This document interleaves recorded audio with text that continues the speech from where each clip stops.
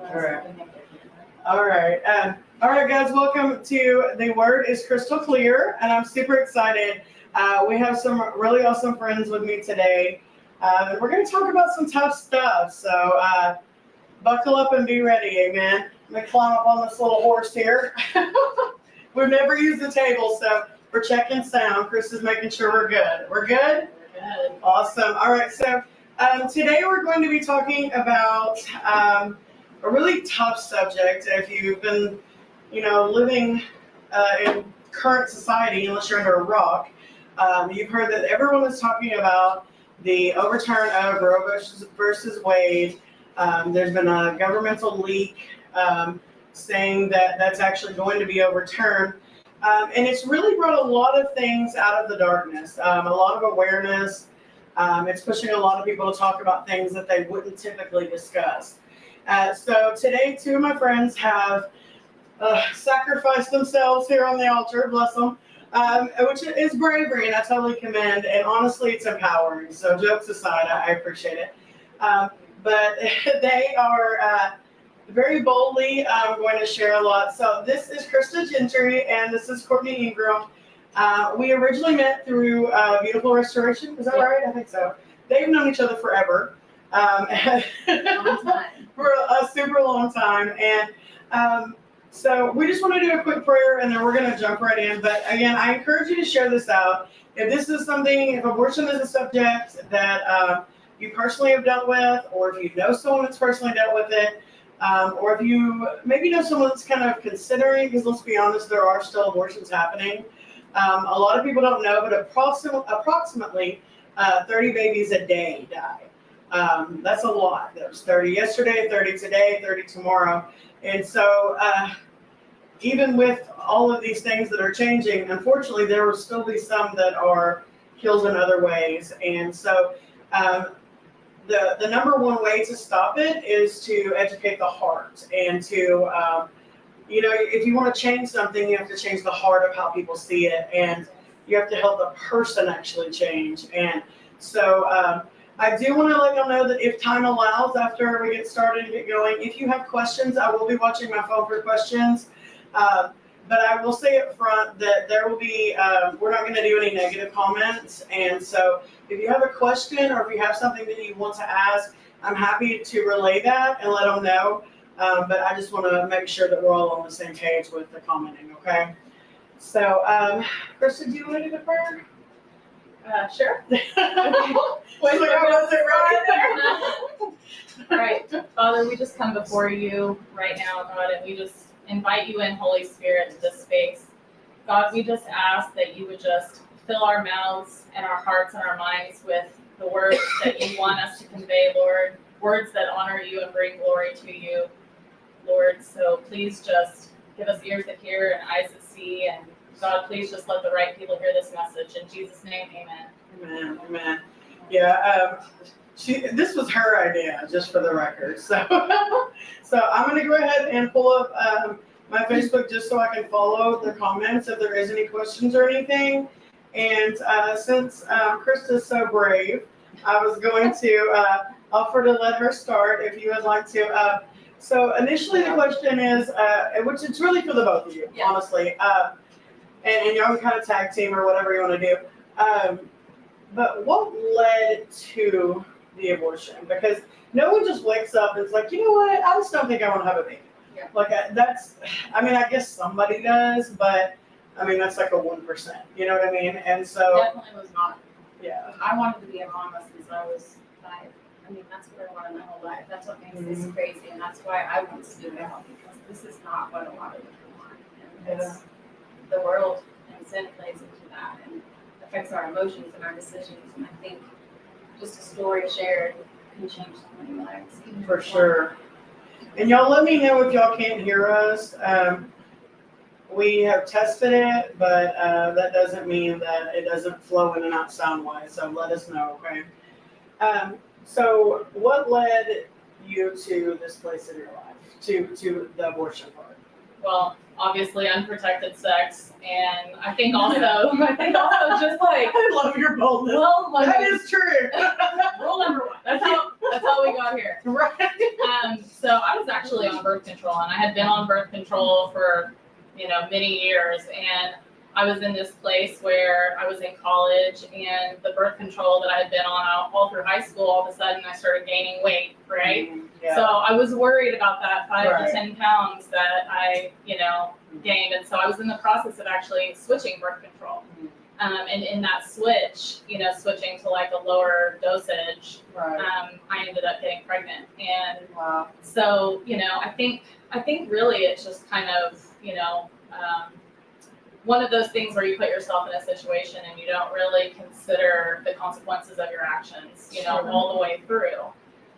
So I was 19 years old, and I, found out that I was pregnant. And how I found out I was pregnant, I actually went to Planned Parenthood, and I had them do a blood test, and they came back in the room. Again, I was 19 years old. They came in the room with this stack of papers, and they said, your pregnancy test is positive. Here's a list of local abortion providers. That was literally how I was approached by them. And they were like, you're super early, it's a clump of cells, basically just presented it to me like, oh, you have a problem, I have a quick and easy solution for you. Wow. Yeah, no big deal, look, this is so easy. And so, that day I actually called my parents and I told them I needed to talk to them. And so we met at El Chico, actually.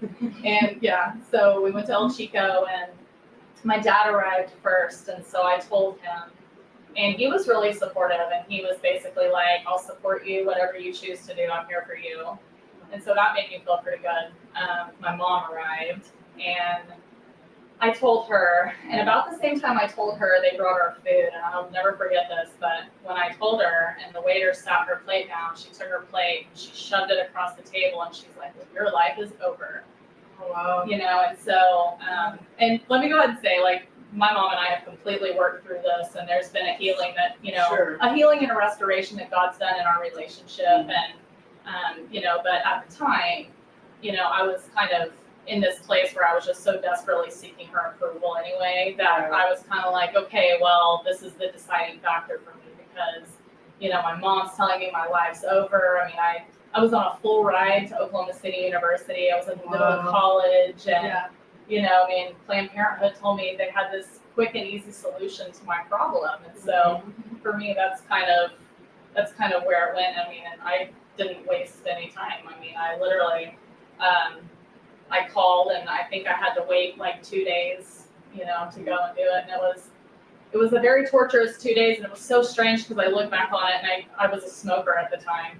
And I didn't smoke a cigarette for those 2 days because I knew I was pregnant, even though I knew I was going to have an abortion. Like, and I think about that now as an adult, and I'm like, that was really weird and crazy. It's just things that, as in that situation, your mind can't really think about all the details. It's just like, for me, it was just a big blur. Like, you're just so confused. Like, I did the same thing. I was drinking all the time, and during that time, I didn't knowing what I was going to do. It's just. So many women don't have that clarity. It doesn't seem like it's a big deal. As you'll say that, there's a part of me that wonders that, were you kind of already acting as a mom though? Like, there's a piece of you that's already like, there's something inside of me that has value, because if it doesn't have value, then who cares? Right. So it's like there's a piece of you that already saw it as a baby, I feel like. Because, and you mentioned that Planned Parenthood, which I have so many issues with, because your story is so common in the Planned Parenthood avenue. Is that who you ended up going through, essentially, or no? It was, honestly, the time around that was so cloudy to me. I honestly don't remember a lot. I'm going to share what I do remember, but it was a doctor that I heard about. Okay. Well, my thing with Planned Parenthood is that, and I know several of the women that has confided this in me, and we've prayed together and stuff, but a lot of times they come in like it's already a done deal. And it's like you said, they came in with paperwork. It's just a lump of cells. Yeah. And it's like, it's not, do you want an abortion? It's, this is how you do it. There was no and counseling. There was zero counseling for me. There was no education. Right. It was shuffle you back to the room. The nurses weren't kind. You just feel so unloved and so terrible about yourself, and then you're just sent out the doors to go deal with it on your own. And when you don't have Christ, you are dealing with it. You're dealing with it on your own. I really wish that, and there's so many ways this could be handled differently. And that's part of what we'll talk about a little bit later, but I feel like it should be something that you can't do without at least a month of counseling. And I don't believe abortion should be an option, period. But like, there should be counseling required afterwards. Absolutely. Or like if you don't complete the counseling, you owe a fine. Like, your mental health, your body is traumatic, or it's a traumatic thing. There's so many things that, even though, and I believe it should be illegal, but let's be honest, there's still going to be those girls. This is graphic, using a hanger and taking care of it. It's happened before. It'll happen afterwards. So making it illegal isn't going to actually completely take away the problem. And that's why I think it's so important that we help change the person and love on the person. But it's like, even after those things happen, there should be such an aftercare. I think that there should be a before care for sure, without a doubt. And there should be, these are your adoption options. Yeah. Come in with that paperwork, you know what I mean? Or this is what we can do to help you.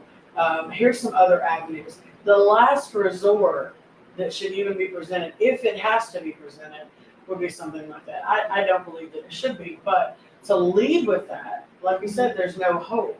It's this is what you need to do, and here you go. Well, since the 70s, we've all been taught that that's our option. That there's a lot of other option, and when you don't have hope, that hope is a good thing. When you don't have that does seem like your only option.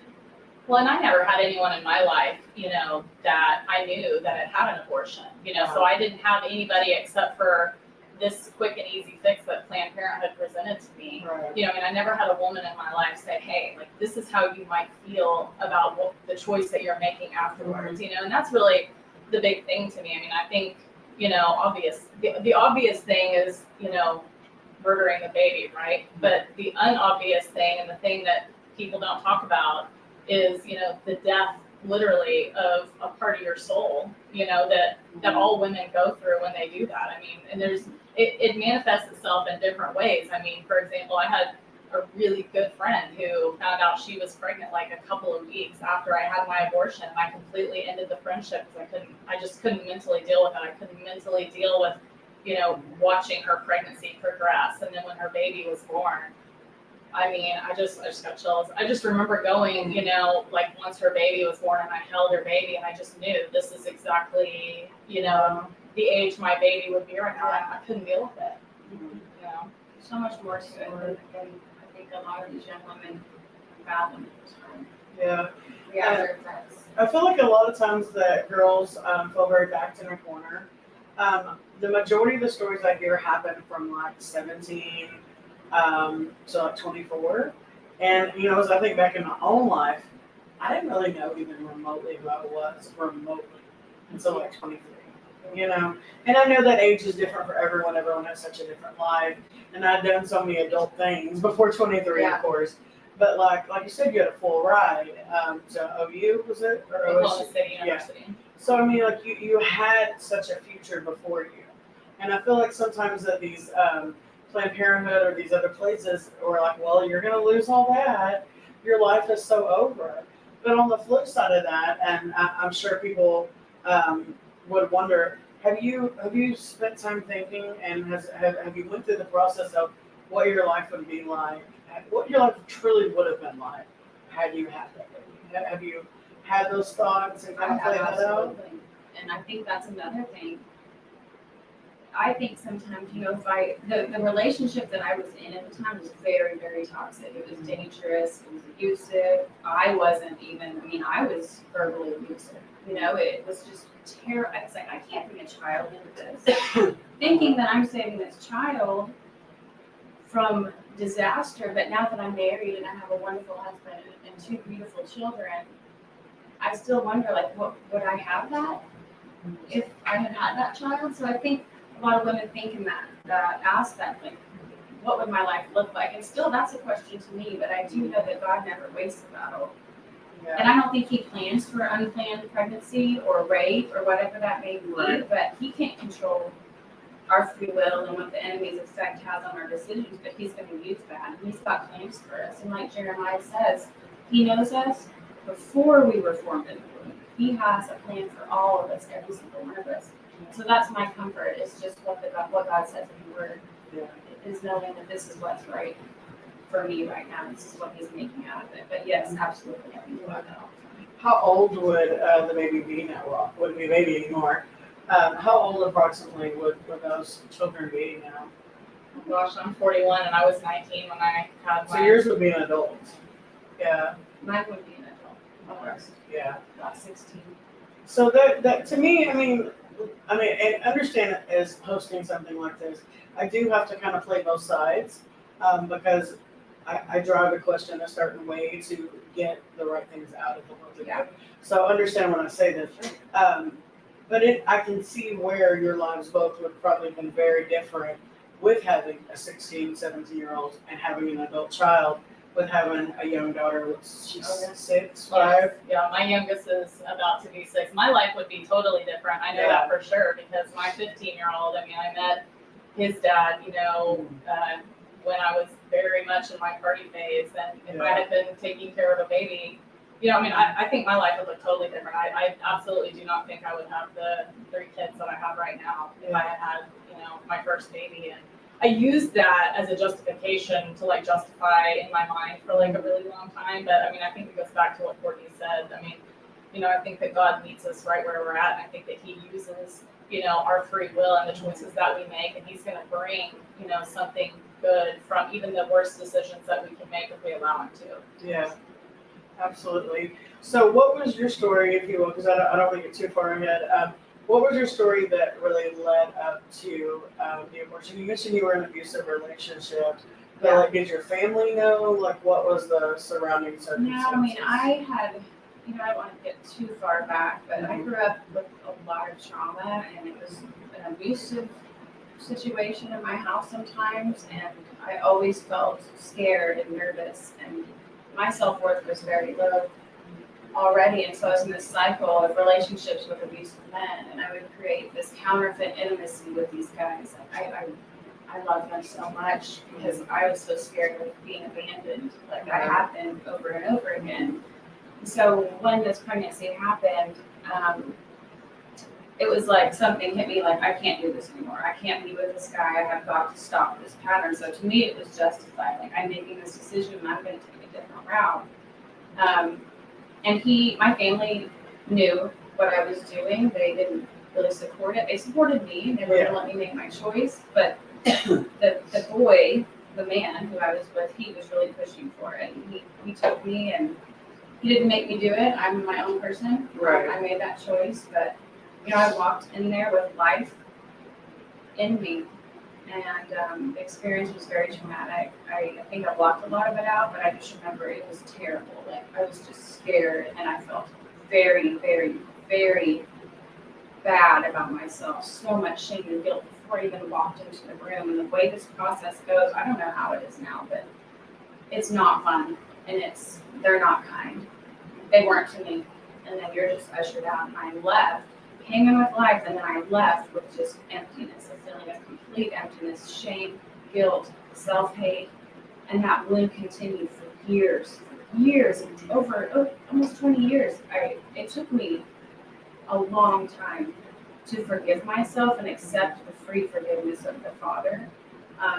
But a lot of my family didn't know for a long time until the last even 10 years is when I really just revealed it to everyone. Some people may still not know, but it was hard to talk about. Very, very hard to talk about. You said that you walked in with life and you left feeling, I think you said alone, empty. But as you say that, what I'm kind of hearing inside is that they took more than just the baby out of you. You nailed it. Yeah, that they took part of you out. How accurate do you feel like that is? And you can 100%. chime in on that as well. Yeah, I absolutely felt like something was taken from me. And that hole, I just couldn't feel it. I tried to fill it with relationships, drugs and alcohol. Kristen can talk about this too, but we were pretty. People told us we were pretty, so we kind of thrived on that. Well, that's what we are. We're pretty, so we're going to do these philanthropic things. And we got our identity through these things that were not what God wanted for us. And we thought we were happy, or I did, but the outside looked put together. And I covered it up with all of these things I found my worth in, but I didn't find my worth in Christ. And so that would never heal, and things spiraled with my health, with my sanity, like sleeping, depression, anxiety. I was sick. And then we can talk about the after effects, such as infertility and had miscarriages. Oh, wow. Of course, then you go, this is my fault, I've done this to myself, I'm being punished, I don't deserve children, I'm never going to have children. There's negative thoughts start coming out, and the enemy is speaking, and you believe it. And it's just a lot more than just that moment. It's not a one and done. At least it wasn't for me. It carried on for years, and it's still there. I've received forgiveness, and I've accepted the Father's grace, but it's still always going to be there. It's a story I have to share with my children. I'm not going to hide it. I have to share it with my husband. I have to have that conversation and with his family. Like I said, it keeps going. It's just not a one-time decision. It's a hard one to imagine, because I know any trauma that you have, until you truly grasp the love of God and the way that He forgives, and to truly understand really what inner healing is. Even for myself, and I've never been actually pregnant. I had a situation where I thought I was and thought I had a miscarriage. Turned out to be like a polycystic ovarian syndrome, and it had some weird things that manifested as a pregnancy, but weren't. And even in that, I felt a loss, which it wasn't necessarily my fault, if you want to see it that way, but it still felt like a loss. Yeah. And it wasn't even there. So then I felt crazy. You know what I mean? And so that was the whole thing. But like, even in those traumas, you do try to find ways to plug that void. Sometimes I imagine our heart looking like Swiss cheese, like there's a big hole here and a little one there and like a crack here and like, and we do try to, it's kind of like you try to fill that wedge perfectly, and you can fill it a little, but then, it fades, or you can, plug it in different ways. And I feel like there's so many young women out there that don't understand that new boyfriend isn't going to plug that hole. That next child isn't even going to plug that hole. Because I think someone that feels so broken from what happened, they're like, well, clearly I've got to have a baby. Clearly, that's obviously the answer. But baby B doesn't plug baby A's hole. Right. It doesn't fill that wedge. And so, I've smoked myself ridiculous. I've done almost every drug there is, and it still doesn't plug the places that hurt. And I know that we've all had different addictions and things that we've dealt with over the years to kind of plug those things in. But I feel like people really need to catch that and understand that. And I think that people really honestly traumatize themselves further in efforts to plug something that can't be plugged but by one thing. For sure. You might be able to put a Band-Aid on your wound, but it's not giving you the wound care that Jesus can actually give you. He applies that balm of Gilead, and it does something to you. It changes the atmosphere inside of your chest. It just does. It really does. And that's what I'm so passionate about, is for so many years, I went to church, I was there. I believed in God. I read devotionals, but I didn't really know, I didn't think it applied to me. I'm like, I'm reading this, but it doesn't apply.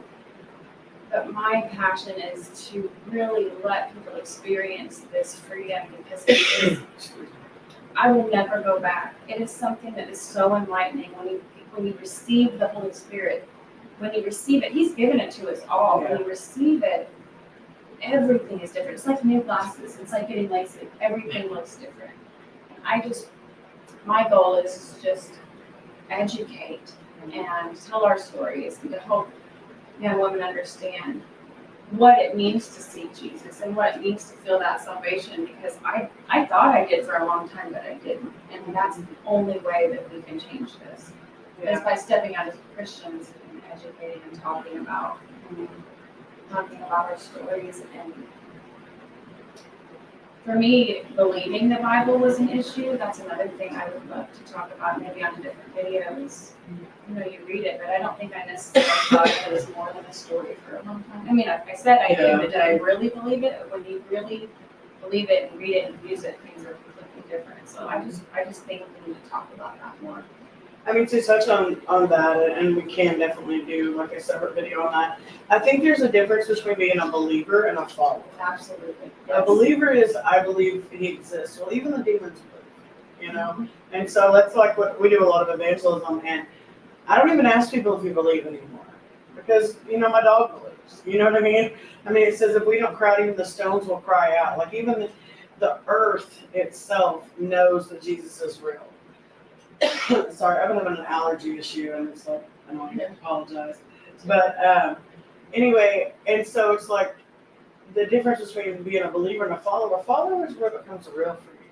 It's where you don't just read the word and it's one way. It becomes two-way, because the word is alive and it does speak back to you. And you just have to be in a place to hear that, to receive it. And so to me, it's like, yeah, I believe I went to church all my life growing up. Great. Do you want a cookie? Like, you know what I mean? Like, to me, that does, like, and I feel like in a way, like, Jesus is probably not as harsh as me, but I feel like he's like, so do you know me? Like, do you really? So I definitely, that's one of my topics that I kind of can go off on a whole tangent on. We can go real far on that one. We definitely need to talk about that. Yeah, I just, anyway. I grew up in church, in the Baptist church, but I never had a relationship with Jesus. In fact, like when the Holy Spirit really started pursuing me, I mean, he's pursued me my whole life, but like this last go around when it finally took, when he was in the process of just really pursuing me, is kind of like when my whole abortion experience started really resurfacing. And this was right around the same time that Abby Johnson came out with like her Unplanned movie. And so for me, I was like, okay, why is this, thing from 20 years ago that I've already dealt with, why is this coming back up now? You think you've dealt with it, right? I did too. I'm like, why is this coming back up now? And so, but it was just really like, I mean, I was being convicted over it. You know what I mean? Like, okay, it's time to deal with this. And one of my very dear friends, Shannon Crawford, she shared on her Facebook that one of her friends was actually having this abortion Bible study called Forgiven and Set Free. And I thought, that's what I need. I'll go to this, and then I'll be better, and everything will be fine. So I go to this Bible study, and as I'm sitting there, it was me and one other girl, and the lady that was putting the Bible study on. And we were introducing ourselves, and she's like, I want to know where you're at in your faith. And I was basically like, I believe in God, and I think the Holy Spirit's really cool because, I like all that supernatural stuff. I'm like, but this whole Jesus thing is really weird to me, and I just can't get on board with it. And I think back now, and we totally crack up about it now, me and these two. But their look on their face was just like, wow, she just said that. But I was being so honest. Yeah. I didn't understand Jesus, and I didn't know him. And so many people don't, and I think we're scared to say that. Yeah. It is such a different thing than I ever imagined it was. It's amazing. It is free, and we don't deserve it, but he still gives it. And there's no words to explain that type of freedom. Yeah. And you're right, we just don't know. A lot of times people don't understand the love of God, and we see ourselves as so dirty. And it's like, I feel like sometimes we're recanting, some of these things that we've done. And I feel like Jesus is like, I've dealt with that. What are you talking about? Not in the sense that he truly doesn't know what we're talking about, but like, that's so past tense for him. And he's like, I've forgiven you. And part of the problem is you haven't forgiven me. Exactly. And, like, when did y'all reach a place of because I know right afterwards you said that you felt very empty.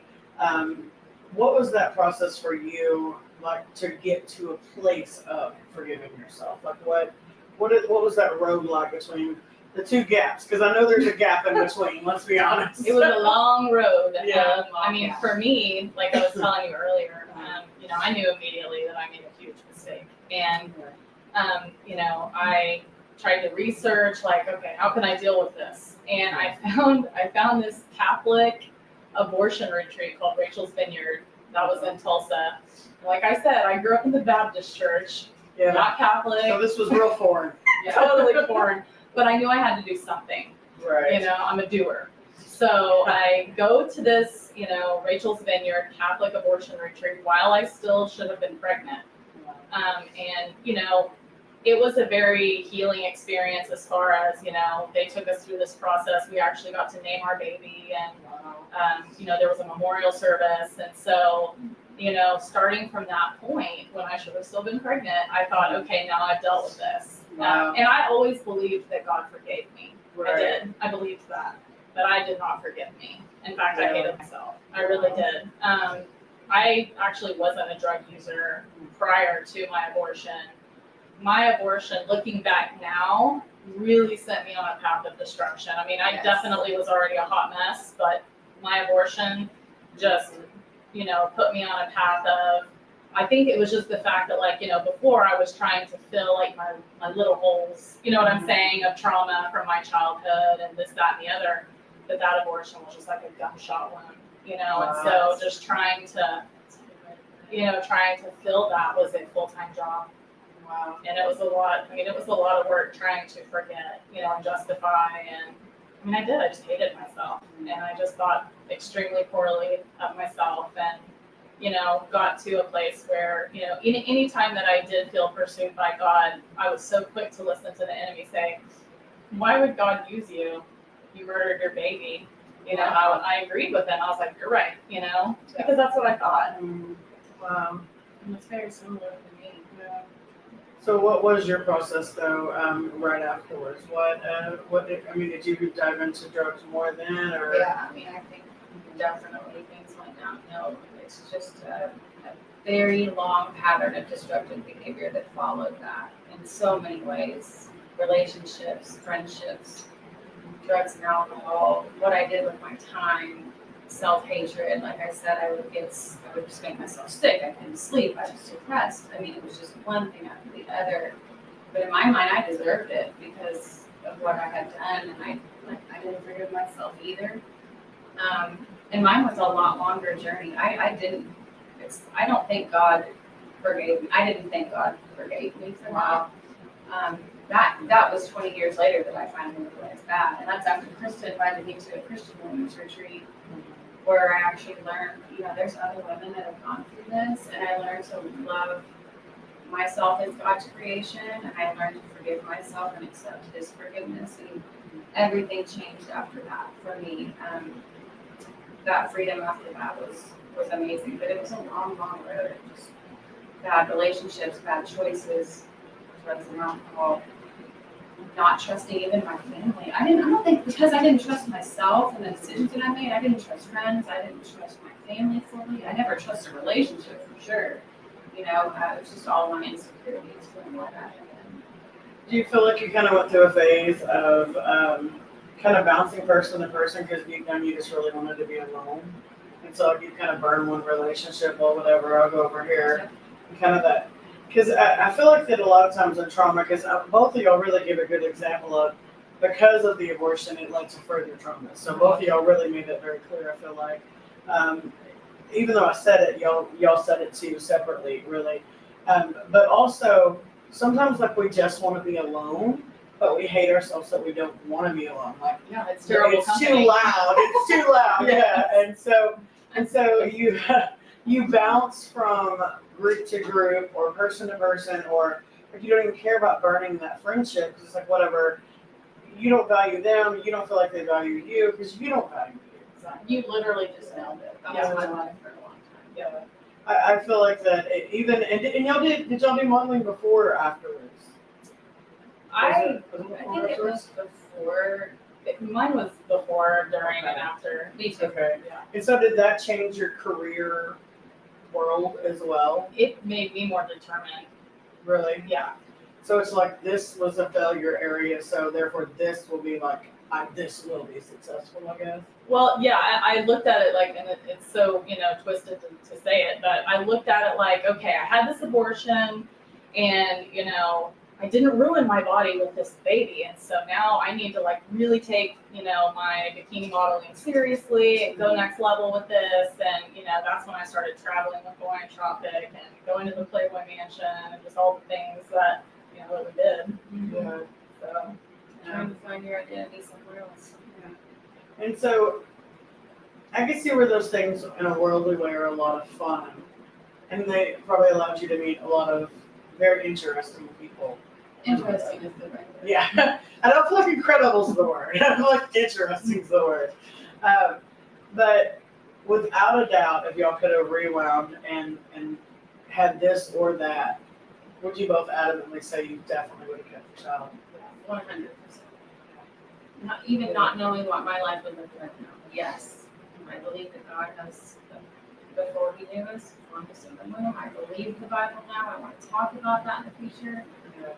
But yes, I would have kept it, and I totally trust that my life would be filled and it would be fruitful as long as I'm carrying on my relationship with Christ. Absolutely, yes. Sometimes I believe God gives us free will. Absolutely. But I feel like sometimes a choice here sends you down a different road. And a choice there sends you down a different road. And so it's almost kind of like, those mazes when you're a little kid and you start on this side and you end up here, but you turn all these different ways and this one leads to a dead end and this one doesn't. And so like there's so many choices so many paths that our choices take us on. And so even with everything that y'all been through, I'm sure with saying yes, you would have kept the baby, you both realize that could mean, not that would, but could mean that you wouldn't have Lance and the girl and your children. And that could mean that you wouldn't have the 3 that you have now.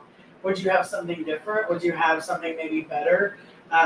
Would your life have had different struggles? I feel like we can all easily say that maybe yes.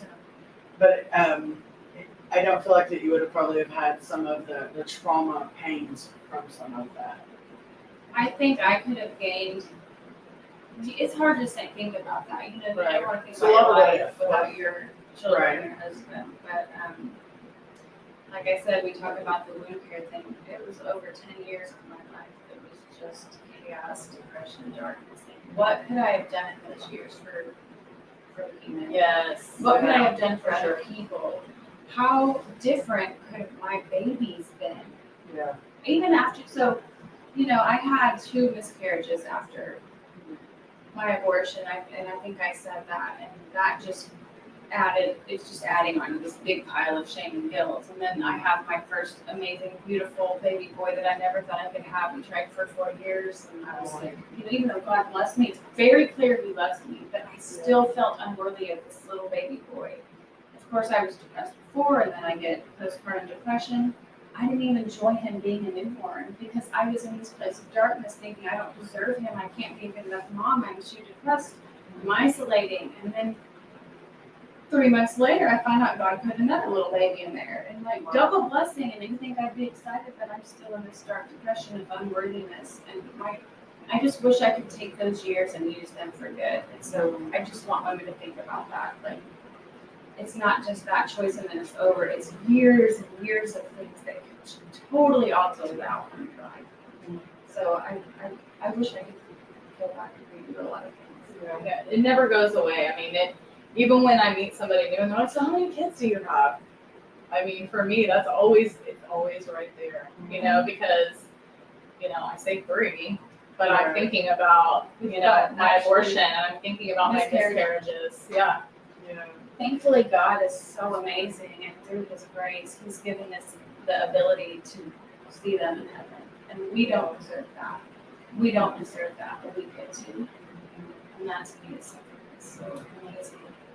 And so, did you have miscarriages as well after the abortion, or in between some of the others, or how did that happen? So my first pregnancy is when I had the abortion, and Right. I promised myself I would never do that again, no matter what. Mm-hmm.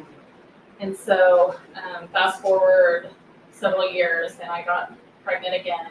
Ended up having a miscarriage very early, very early on. And so, but again, like what Courtney was saying, I mean, I was just very much like, this is it. God's punishing me for what I've done. Right. And, on the one hand, I was like, okay, maybe we're even now, and, maybe he's not mad at me anymore. Yeah. Because I didn't know him. I didn't know his character. I love your thought process. It's right. Yeah, but it's true. But you're so making funny. people- Like, I get it. Yeah, we're going that, right? Yeah, Like, we're good? Like one for one, so we're equal. Like I understand your math there. I love you. So then fast forward a couple years, Yeah. and I get pregnant with Jackson. And so, when I got pregnant with Jackson, I had been praying. I really had.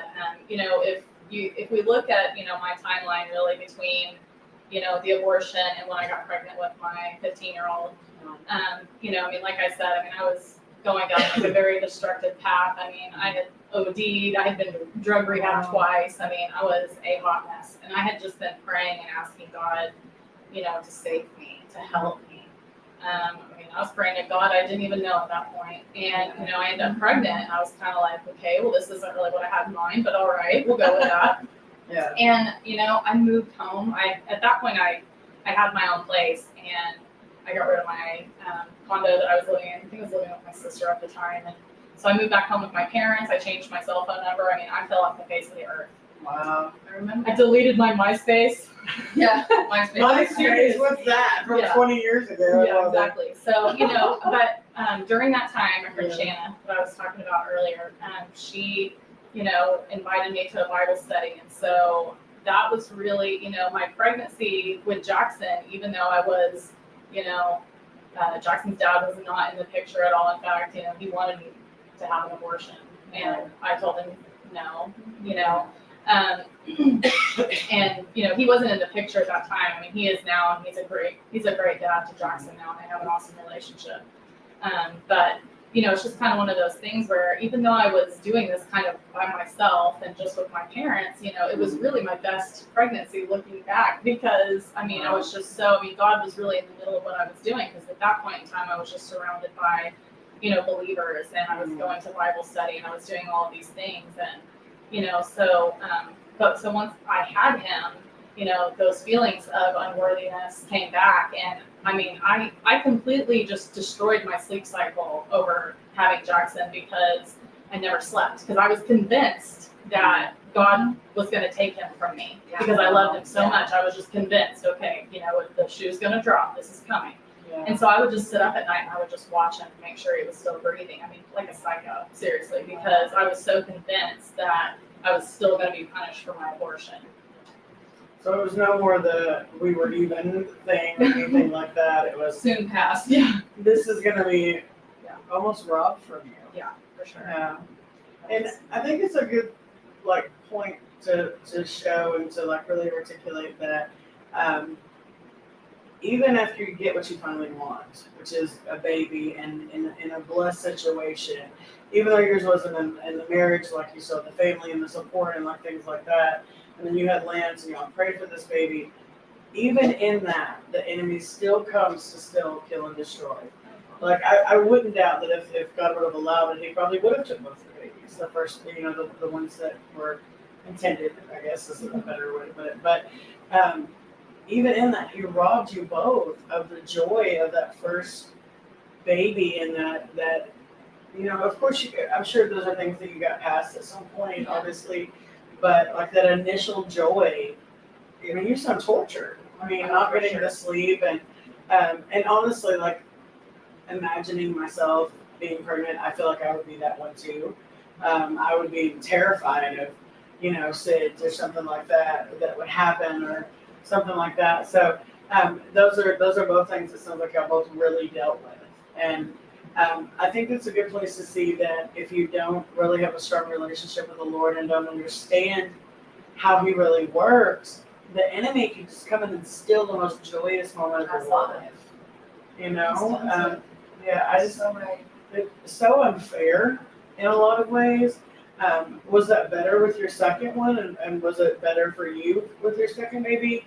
Like, was it less attack and A little bit. sadness? I know yours was pretty fast, but your middle was so one and fast. Jackson are a few years apart. Yeah, all of mine are 5 years apart. Okay. So, with my second one, and like I said, I had already decided I will never have another abortion. Right.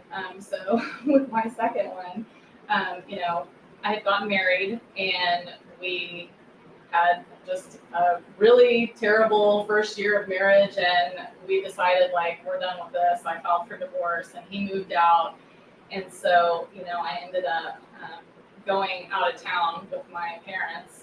And I know they say what happens in Vegas stays in Vegas, but that's not necessarily the case if you bring it Never home. true. If you bring it home in your uterus. So anyway, I love it. That's awesome. I've actually known Gavin's dad for That's a funny. really long time. I met him when we were like 19 years old doing all the Hawaiian Tropic stuff. Oh wow. And so we'd been friends for a really super long time, and went out for drinks in Vegas, and one thing led to another. And so, here I am in this situation with baby, number 2, technically baby number 3, but, where I just basically was like, oh my gosh, like here I am in this situation, again. But I was very committed to the decision and the promise that I made, to God. And I just, that was not an option for me. And so, Gavin was a really tough pregnancy for me because there was just a lot of chaos going on. They wouldn't grant my divorce because I was pregnant. Oh wow. In Oklahoma, if you're pregnant while you're still legally married, even though I had already filed for divorce, even though he moved out, even though this divorce was pending, the husband is considered the father. Yeah. And so, there was just a lot of lengthy, court stuff that had to be done. And, in the midst of this, my ex-husband and I decided to try to work it out. And, and then, of course, that, left a whole nother, set of problems. And anyway, so after that, after I got in, is when I had my second miscarriage, because at that point, then we were actively trying. And so I had that miscarriage, and then it was a really long time, and I didn't get pregnant. And in fact, we had decided, okay, we're going to try one more month, and then we're done. We're not going to try anymore. And when I got pregnant with Jolene, which was my only planned baby, it was just the very last month that we were even willing to try. And I think at that point, I just given up, and Yeah, that's when it happens. Yeah. So That would even. When the second miscarriage happened, did you feel like that was still retaliation from the Lord, or punishment from the Lord? that was always there for me, because when you don't have a relationship with him and you don't understand the power of the blood, you just have no context to, well, does God hold a grudge? I know he forgives me, but is he still mad? Is he still Right. side-eyeing me, waiting for me to mess up again? Literally, my whole walk with God was, I would try to do really good, and then the second that I messed up, I would just kind of be like, okay, God, I'll see myself out. Bye. Thanks for, Yeah. because I just didn't understand, I didn't understand the concept of bringing all your brokenness to him. I thought, I'll get myself together, and then We'll take yeah. care of that. Yeah. Wow. And that's Yeah. not how it works. No. It just You makes don't you have to think get that you yourself don't. together. Right. And so many people think you have to get it together and then go to church, but true church is a healing hospital. It's you come in with your brokenness and your mess and your addictions and your pain and suffering. And if it's a true church, a lot of places play church, so let's be honest. But then they receive you as you are and they love you as you are. I always find it interesting when I share my story about addiction and stuff. I was so transparent with my pastors, and they're like, "You told your pastors?" Yeah, because I'm not going to lie to them in their house. I'm not going to do that. And so people's like, "Your pastors knew and they let you stay?" How backwards is our concept of church? You know what I mean? Everyone in the congregation should be spilling their junk, Exactly. and let's come together and walk through it. But if that's not the concept and that's not the thought process, aren't we kind of playing church then? And I feel like that's the same thing kind of in you waiting on another shoe to drop, or like you said, I'll show myself out. You didn't understand the true concept of daughtership, being a daughter of Exactly. Yes. Christ, because I know all of us have shared that we've had some kind of rocky parental trouble growing up, let's put it that way. And Lively. yeah, but our parents, at least I'll speak for mine. they can't pour out of a cup that's empty. They can't give you what they never had. And so as you begin to understand that, that's a hard thing, but also we project our own mother and father relationships onto how God the Father sees us, how Jesus sees us, how the Holy Spirit sees us. Also, if you have a mother and father of the house, your senior pastors per se, you also project those same things on them. I know personally that I've struggled with a lot of things, with some of my parental things, and in certain ways I've projected that onto Pastor Rachel. She's a phenomenal woman, and I've had to come back. But the way that I've seen to fight that is to be like, hey, I realize what I'm doing. And so but this is a safe place though. And she and I was talking about this just a couple days ago, that you have to be in a place that you can be like, I don't really like how you talk to me. Like if you can't come to your pastor and say, I don't understand the situation. I don't understand how this is true. This is how you make me feel. Then you're not in the right place. You will never understand what it means to be a daughter of the house, to be a daughter of God, of the Father, if you're not in right relationship with the people that symbolize God the Father in your life. I also really encourage people to really try to make amends with their parents and reach a place of forgiveness and repentance. Because let's be honest, there's a lot of two-way streets. Like we like to always blame our parents, but there's a piece of us that played into some of that. Not always. Like I remember moments when my mom would try, I would hold all the times that she screwed up against her. And so it's like, I remember being a senior and she had been gone for a while and chasing after men and stuff. And she came in and it was the last 2 months of me being a senior. I was already 18. And I'm like, look, you don't get to come in and be sheriff, like I've been running this place. And so it's like I didn't even give her a chance to try to do better, And so it's like, if we don't fix those relationships and those mother-father issues, it affects how we see God the Father. It affects how we see our pastors and the mother of the house, which both of mine are pastors in this case. But so those are very important things that a lot of people just sweep under the rug. And like you say, let's get it together, then we'll go to church. Right. Or they go to a church where they're checking a box. It's like, yay, okay, I went to church on Sunday. I am a good person. Let me move on with the crap I was doing last night. Yeah. Or earlier in the week. And those things, that kind of goes back to the believer versus follower. And to me, there's a process. You start out as a believer, then you're a follower, and then there's somewhere place where you become a friend, and then a daughter, and then you become a bride. And I'm sure I may have messed up. There may be other words that other people use, but it is a process, And it's like, how do you reach a place of forgiveness and forgiving yourself and loving yourself? Because forgiving yourself and loving yourself are two different things, completely different things. It took me a long time to love myself because I felt like other people didn't truly love me. They loved what I could do for them. They loved what I had to offer. And I'm sure with y'all are ridiculously beautiful. I'm sure that is a thing for y'all. Like, oh, well, you're pretty, so it'll be fine. Or, well, you're pretty, so small for the camera, and it's like, what are you stuffing down inside? Like the emptiness inside would eat. I mean, I've faced different things, but I've had to stuff certain things down too. And it's like when you reach a place of vulnerability and honesty and learning to forgive yourself and then to love yourself, that's a whole process. That's a whole different thing. You know what I mean? And so I wanted y'all to definitely cover how y'all truly got to those places, because let's be honest, a lot of people are angry about abortion. A lot of people would say, and I'm just going to be harsh, y'all murdered your babies, you deserve death. Like, where do you get to a place of not anymore? Because in a lost world standpoint, from Jesus' perspective, I can understand that. But we're not lost world people anymore. We're citizens of heaven. We're seated at the right hand of Jesus. We are sharing in his inheritance. Those same rules don't apply to us the same way that they might have 20 years ago when we were still at that believer status. So, what would y'all say, or maybe where are y'all in that process, I guess, is a first question, and then how did y'all get to that? I mean, I think definitely, mine has been such a journey, and it's so cool to be able to like look back on, where I can now see God in the journey. Right. I told you that that Forgiven and Set Free, Bible study I did. After that Bible study ended, I encountered this like 3-month period of just really the most intense spiritual warfare that I've ever experienced ever.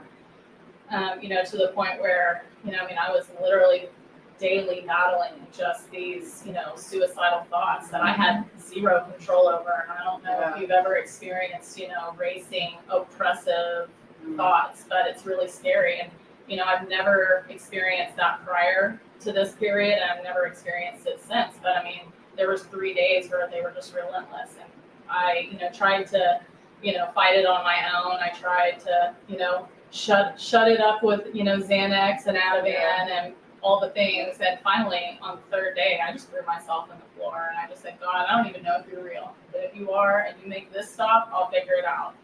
And I'm not joking. Within 10 minutes, my phone rings. And it was the other girl that I had gone to the abortion Bible study and met there.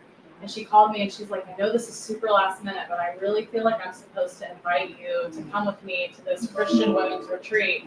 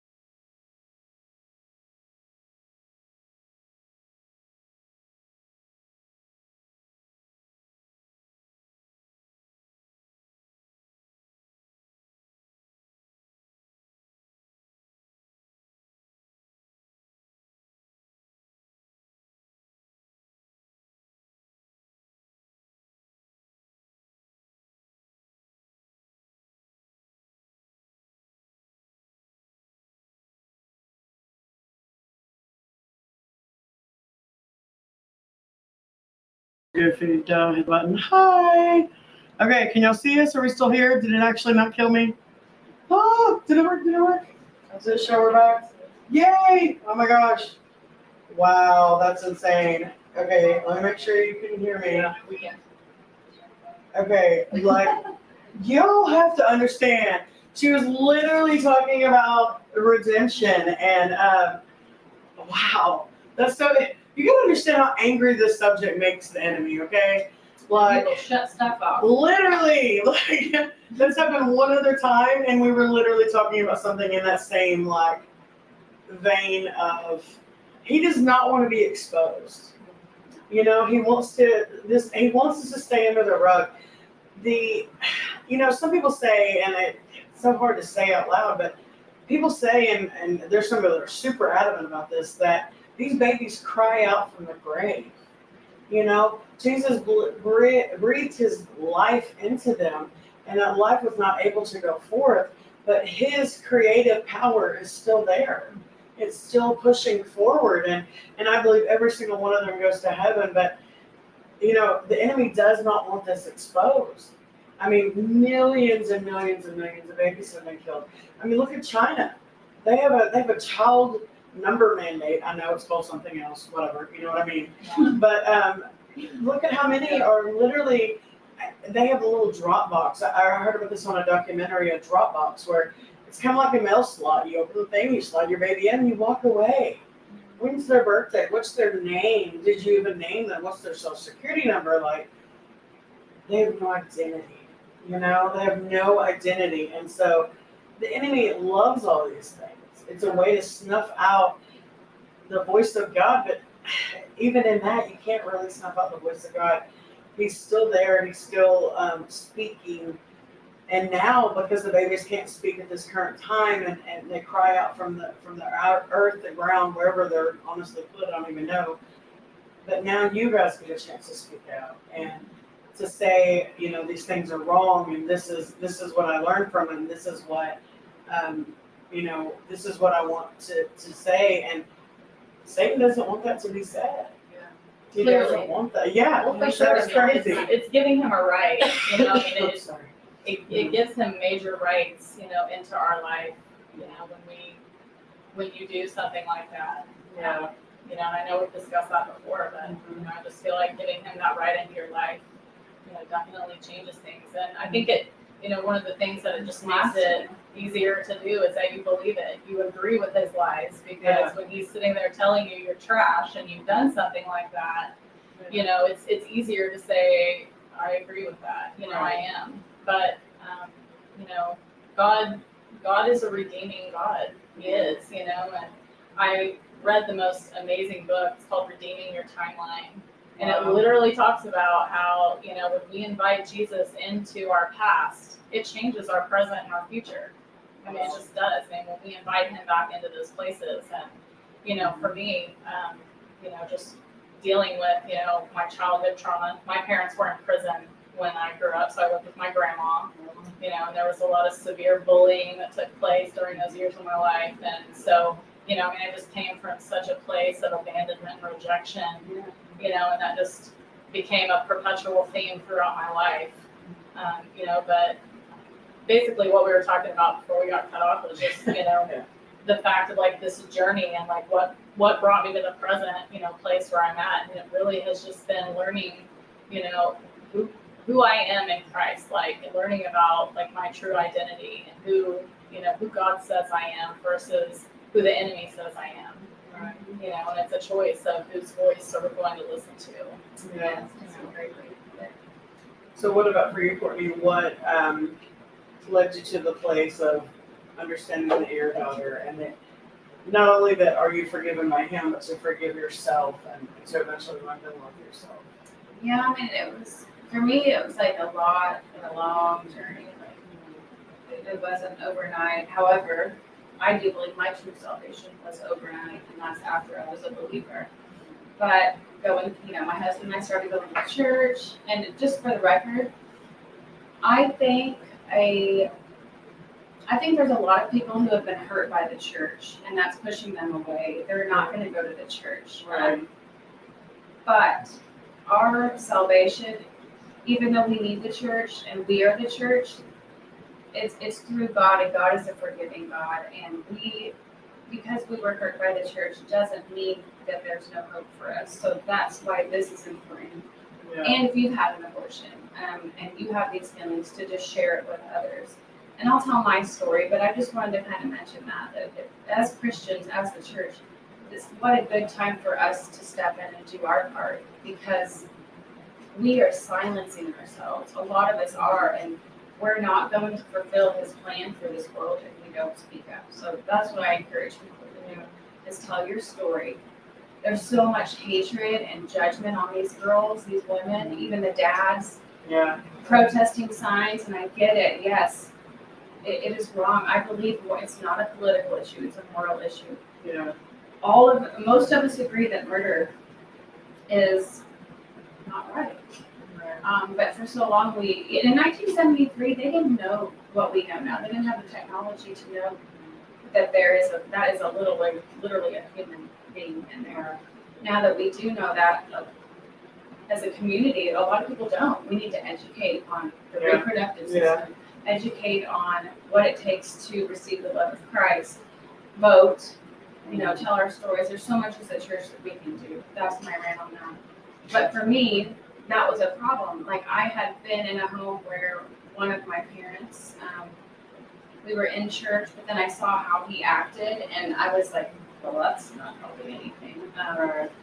So I was going to church regularly with my husband, and I started receiving little things here and there over time, words, songs, movies. It just kind of added up. And then one day, Krista, my old party buddy, who we did a lot of fun stuff together. Looking back on it, I see the purpose for it now, but at the time it was not the things that we were doing. But actually, that's what started the big part of my change. Is she invited me to a Christian retreat called Change, and like she said, it's about healing and forgiving yourself, feeling like you're beautiful. A big issue for me was self-esteem. Not that we all need to be beautiful or just to be, all of these things that we're not, but actually accepting myself as beautiful in Christ's creation. And that was a big thing for me. And after that, I started seeking. I was reading the Word, not just a devotional, like a verse here and a verse there. I was reading it and getting the context of these stories from the Old Testament to the New Testament just started speaking to me. And then, for me, I was watching The Chosen. I'm not endorsing The Chosen. I know a lot of times it's not perfectly biblical. They'll go into some backstories, but for me, seeing that, like, they're real people. They were laughing, they were hugging, they were crying, they were in pain. And so when I'm reading the Bible, I can see a visual of what this life was like. Then I started getting even more from it because I was looking through it through different lenses. And prophecy, there's so many, which we got to talk about this another time. Okay. Believing the Bible is huge. So there's prophecies. So thousands of prophecies have been fulfilled. Just about Jesus' first coming. There's still so many more that are going to be fulfilled on the second coming. But prophecy, history, there's other written history of Jesus and the Bible, not just from the Bible. Jesus appeared to more than 500 people. There's all of these things that we could educate on as far as actually reading this Bible and believing it. And I started to do that. I started to really read the Bible and believe it. And slowly my heart started to change. Until there was one night when I got back into the darkness. I was depressed. I didn't feel like there was any hope. My health wasn't getting better. And I just wanted to die. I mean, I was like, the kids are going to be better off without me. My husband's having to deal with my issues and my pain and my anxiety and my depression. I just wanted to go. And in that moment, something changed. And some people they'll have a hard time with this, but it was a spiritual, physical experience in my body where I felt the presence and I felt the peace of the Father. And I was on my face and I literally, for the first time, repented and gave every part of my life to Him. I just surrendered it all. And it was like my whole life kind of flashed before my eyes. In my mind, I saw all of these choices I had made, how this decision affected that, and everything played out in front of me, and I understood why I did the things I did, and I gave those to God, and I felt His forgiveness, and from that moment on, I've never been the same. I can't imagine my life without Him, without God in my life. The guidance of the Holy Spirit has changed everything, and I don't see myself looking back. I'm not perfect. Sin all the time. If anything, it's made me realize how ungood I am. Yeah. But I love that. The hard things are easier. There's still hard things, but they're easier. And now I just am so passionate about it. I want to talk about it all the time and share with everybody, and I want everybody to feel it. And I used to be like, those are Bible bangers. Like, what are these people doing? This does not mean anything for me. Like, get over it. But now I get it. This is why people don't stop talking about it, because it's so unbelievably amazing that people don't believe it, and I'm going to share my story, and maybe even just a few people will believe, because it's amazing. For me personally, I feel like, my abortion is the worst thing I've ever done. Okay, if I had to say, like, what's the biggest sin that I've ever committed, hands down, it's my abortion. Like, I don't even have to think twice about it. And the fact that, I have had the interaction, the constant interaction with the Holy Spirit that I have. I mean, God has spoken to me audibly.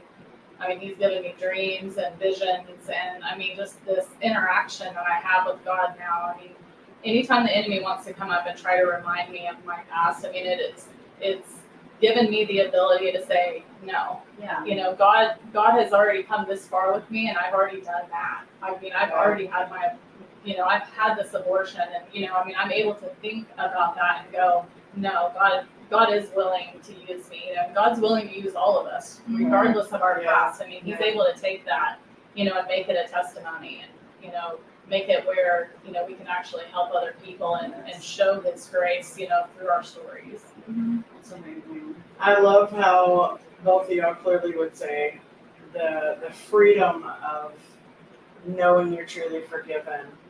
Yeah. I mean, it honestly propels you forward. It pushes you forward.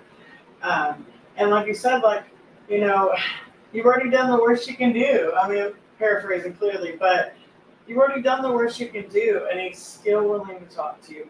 He's still there. He's still willing to work with you, and to pull you out. And I feel like a lot of times people forget that, he chose, even his disciples were not the most reputable guys. No. They were not exactly the to-dos, of the city. That's why he chooses them. Yeah. That's why he chose us. Yeah. Mary Magdalene, the woman at the well. Yeah. I mean, I love those stories. If everybody were scholars and doctors and well-educated and well-spoken, it wouldn't be as effective.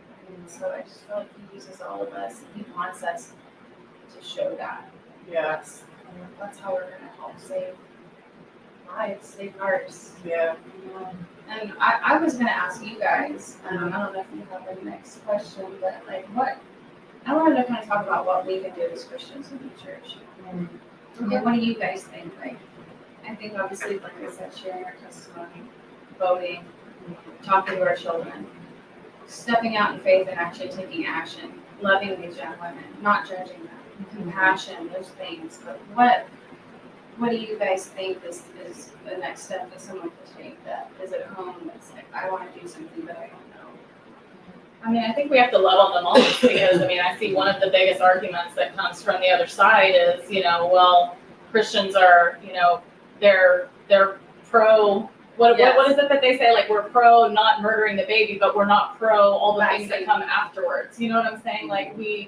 We need to be better at, helping to, take care of these babies or, offering women a safe place to come and then, helping them through that season because when you're faced with an unexpected pregnancy, I mean, there's a lot that comes with that. I mean, your whole life changes. And, I mean, I feel like if they were presented with, other solutions that, seemed attainable instead of just oh, you'll figure it out, I mean, if we were able to help them along, I've had a lot of people ask me, well, have you adopted any kids? I'm like, I would, absolutely. I mean, if I had the opportunity where someone was like, I'm going to have an abortion or you can adopt my baby, I would adopt the baby in a heartbeat. I've told Courtney that I really feel like, I do want to foster, and I know that's something that's coming for me, for sure. I mean, God's already shown me a lot about, what's coming for me in the future. And,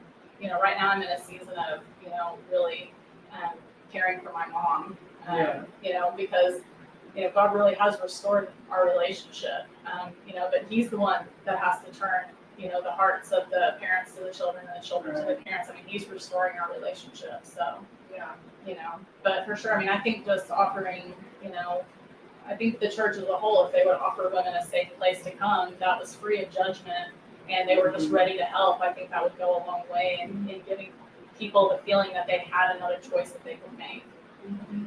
A lot of people don't know, but to actually adopt a child and to adopt a child is crazy expensive. I mean, it's safe to really even refer to it as buying a child. And I don't like that terminology, but a lot of people, because, I've been called to run for office. And one of the things that I really feel called to come against is the way that foster care is handled. Yes. Yes. But like there's a problem on both sides, because to put a baby up for adoption actually costs you money. And so it's like if you're, in horrible places and you're trying to decide if you eat, or, if an abortion is $200 and to put a baby up for adoption is $2,500, you're backed in a corner, There should be ministries that help with that. There should be, because a long time ago, in the Bible, it was the widows and the orphans and things like that. I feel like in a lot of ways we've lost some of that, For sure. And then to buy a baby, and I'm probably gonna get in trouble for that term, but people need to understand it's about $30,000 Yeah, to we started that buy a process. child. And I hate the buying, but if it's not buying, why are you paying $30,000? And you can't say it's just to birth a baby that way, because a lot of times that baby's being delivered, if it makes it that far, in sooner care or state funding. And even in that, a lot of times, unless there's a special circumstance, even that doesn't cost that much money. And I know there's home studies and there's lawyer fees and all these things, but part of the problem is the cost it takes to actually adopt a child is insane. Well, the government shouldn't be involved in it. The church should be Yeah. running that, and the church could Yeah. streamline, making these connections between, pregnant mothers and willing families. I mean, the Yeah. government should have nothing to do with this, but they're so afraid that they're not going to get their piece of the pie that they have Right, to put their nose right. in every single thing, where the church should be the one that's spearheading that whole thing. And Absolutely. there's so many families who their heart's desire is to be parents. Yeah. And we were one of them. We started the adoption process before we got pregnant. And it's hard and it takes a long time. Yeah. And there's not enough children, obviously, in America to, like, if there was more children that weren't aborted, we would have more children giving life to families. And if we could just somehow make a movement and just get this started, like you said, just take action. And these babies would have homes that are loved. And if I just wish that for myself, if I could have just not been selfish, with my body, I carry this baby 8 more months and give life to someone, even if it's not mine. It's the selfishness of our society. It's the selfish of me not wanting to go through that for 8 months instead of just doing it and loving it. And even if I had to give it to another home, it's still bringing life. So that's just what I pray for. I also think that a lot of times people, like you said, there's not enough babies. I think part of the deal is that a lot of people only want a baby. And so a lot of times people don't realize that, there are teenagers aging out. There's a girl in our church that aged out of the system. And like, I'm sometimes very surprised how far she's came, because if she didn't tell you, you wouldn't know. And that's God's grace and mercy and His healing for her. But how many of those end up on the streets? We do a lot of homeless ministry, and a lot of times it's like, well, how'd you get here? You're so young. Well, I aged out of foster care, and they sent me out with $200 of my clothes. $200 don't even pay for a week in a hotel.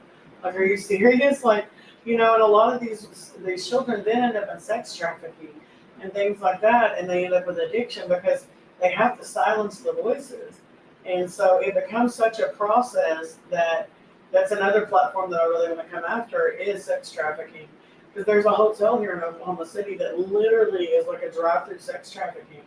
And people shut their eyes to that and they close their ears and they look away. But it's like there's still 11, 12-year-old little girls getting in cars with grown men and driving away. I mean, it's happening. It's absolutely happening. And it's heartbreaking. I'm like, why aren't the police doing anything? I play through all these scenarios, and so why aren't the police doing anything about that? Well, if they go bust it up here, they're going to move over here. And that comes back to the initial thing we were saying about this subject. If you don't change the heart of the people, it's just a cycle. Yes. It has to break. We have to break the strongholds, the spiritual strongholds. Like, even when we go, there's a complex just down the road that is so rough. They get more 911 calls than any other complex in the entire city. Almost everyone there has had their children took away by DHS. They have more kids in foster care than anyone in the zip code, actually. It's not just that complex. And a lot of the way you fix that, we can go in there and declare and pray and spiritual warfare and all that, and that's amazing, that's great. But if the heart of the person isn't changed, they're just going to invite it back stronger. And so we have to really change the heart of the people. How do you change the heart of the people? I That's the believe question.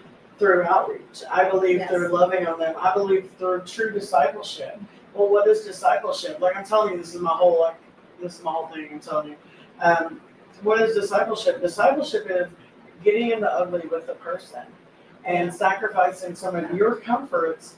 And Saturday I like to spend with my kids, but at least 2 Saturdays a month I can go to this complex and love on those people and bring them clothes and food. I don't like supplying people and giving people free gifts. That's not my heart. But if it's bait to get you to come talk to me and allow me to be able to speak to you and minister to you and talk to you into coming into the fold, even if that starts as a women's group, or maybe we eventually do a women's group at their complex. I don't know what the face of that looks like, but the point is we leave some of our comforts and go into these places and love them where they're at. I can tell you how many times I've been to someone's tent when we were down at Tent City, and they would try to hide their alcohol. I'm like, don't hide it from me. Like, I don't need you to hide your meth pipe. I don't need you to hide these things. Yeah. I don't feel like Jesus would come in and address that. Would he know it was there? He would know it was there before he walked into the tent, But it's not going to change the way he ministers to them. And you're reaching the person, not their addiction. The addiction is a byproduct, and I am a testimony that will fall off on its own. I was talking to someone last night, and he's like, I'm digging into the Word, I'm really getting filled up with the Lord, but I'm sitting here smoking a bowl. And he's like, and honestly, I don't feel convicted for it. And I was like, dude, that was me for like 6 to 10 years. Honestly, that was me for so long. And so for me, it was a problem, and I reached a place where I had to sincerely ask God, is this a problem? And when I asked, I truly already knew the answer, but he was a good and faithful God, and he came in, and when I was ready, he corrected it. Yeah. I think part of the problem is we don't, but we don't need this. We don't need people to come in and like why would we hold picket signs and bashing signs across from the abortion clinic? Not one woman has ever seen those signs and be like, oh, well, maybe I shouldn't do this. I'm leaving now. Like, are you serious? Like, that's Think about never this. changed a Love thing. them. Love them. Literally, love them, hug them, tell them, hey, this is my story. Yeah. And this is something that I actually wanted to talk to you about. Like, even if there was some type of mobile, ultrasound van where we could have the women go in there, do that, do some counseling. So if anybody has that capability, hit her up. Yeah. But there's so much we can do if we just put our minds and our hearts together. Yeah. We can make a difference in this town. If they can do mobile showers, they can do mobile ultrasounds. Mobile pet grooming, we can do mobile. Come ultrasounds. on, it is so possible. There's so much we can And if do. you could see it move, if you could see a hiccup, a heartbeat, to me, like there's certain statistics, and I don't know them all, but like it hiccups at like under 2 months. If it hiccups, it's alive. If the heart beats, that is the definition of life. But some people say, oh, now there's some places, I don't think in Oklahoma, but you can technically abort a baby at 11 months old outside the body. Like you change this thing's diaper. I thought it was 11 months. I may be wrong, but that's a whole human being. Like to me, the debate if that's a human is so over. Yeah. Like this thing is threw up on you at this point. You know what I mean? Like it is human. Even if it's 11 weeks, it's absolutely still human. So to me, those things are just grotesque levels of murder. But the thing about it is, even someone that has done that, it can't be you're a murderer, you're going to hell, shame, shame, shame. The enemy's already saying that. The enemy's already saying that. You don't think the enemy knows the word? The enemy knows the word better than we do added together. He doesn't need us to join him in his mission. We need to be the one that's not going to hoop and holler from across the street of the abortion clinic, but go over there in peace and love, like, hey, I don't know what you're going through, but I would love to buy you lunch and let's talk about it. And let me help you find somewhere for this baby to go other than the trash or whatever they do with it. Let's find a plan that doesn't leave you the next 20 years of your life. And so you ask, what can we do? There's a lot we can do. We can love them differently. we can operate in love and operate like Jesus. I feel like people forgot what that really means. Another thing that you mentioned, which I don't want to skip over, so I'm going back to, we can vote. People don't want to vote because they don't do jury duty, whatever. I don't know what your excuse is. And I'm guilty too. There are times I have I'm not guilty voted too. in the last 10 years. Absolutely true. We have to vote. There's a Senator Jake Merrick. Yes. A lot of So people don't love amazing. him. I do, because he makes his decisions based off of one thing: what is right before God. Yes, he He is does. not swayed by, oh, well, this will create a lot of jobs, or little minute details that somebody else maybe. And he's not willing to be bought. And when God told me to run for office, he told me certain things that I had to do to get to a place that I would not be willing to be bought. And I really think that we need to target those kind of people and find out what their platforms are. Do not just vote for someone because they say they're Republican. No, You know, it's not a political It's so much bigger than that. Right. Well, I think that we need to get, we as a nation need to get our faith back in Yeah. our system. I mean, 2,000 Mules just came out. There's a lot of evidence that, our last election was literally stolen. Yeah. And I have absolutely zero issue saying that. I'm not on the Trump train at all. Yeah. But the fact remains is that this is supposed to be a free society where we actually do get to vote, and our vote's supposed to matter. And when there is such clear and concise evidence that our vote doesn't matter, I think it deters a lot of people from Right. going and actually casting their vote, because they say, what good does it do? It doesn't matter Right. anyway. It does. It absolutely does. I think we do have to really be advocating for these things, though. We can't get to a place of being passive or, well, it doesn't matter, so whatever. But how can you personally change how someone votes? You can go knock on your neighbor's door. You can engage them. You can have a community party. If you're not a door knocking type person, have a community party, send out flyers, invite people over, and share about some of these issues. And make it a place where it's like, you don't have to agree with me, but we can still be in relationship. Absolutely. Like, we, even as a church, have missed this. If you leave the church, my church, then we can't still be friends. Right. Where is that in the Bible? Where is that, so saith the Lord? Just because you choose to go get fed somewhere else, or you feel like something else is more for what you're doing, we should be backing that. We should be supporting that. And so if you are a Democrat and I'm a Republican, let's discuss the reasons that you feel like those things are a better choice for a woman's body. Like, I've heard a lot of stuff lately. A lot of people say that this is my body and what's inside of it's mine too. The Republican standpoint, a lot of them, not all, is this is your body, what's inside does not belong to you. So there's a debate on that. So what's that conversation look like? It doesn't look like screaming and yelling. It doesn't look like bashing. It doesn't look like hate speech. Like, we don't want to say racial slurs, and we don't want to be openly against LGBT, blah blah blah. But why can you not lovingly discuss things with your Christian brother or sister? I know some Republicans don't believe this, but there are Democrats that are Christian, guys. Just because they believe differently doesn't mean that they're necessarily wrong. I mean, how wrong were all three of us for so long? Because you don't know till you know, And so we just hate everybody that's wrong? Like, where did Jesus do that? How many people did he come alongside and love that from the standard of the world were wrong? I mean, I can remember more than once in the Bible, they're like, what is with this company you keep?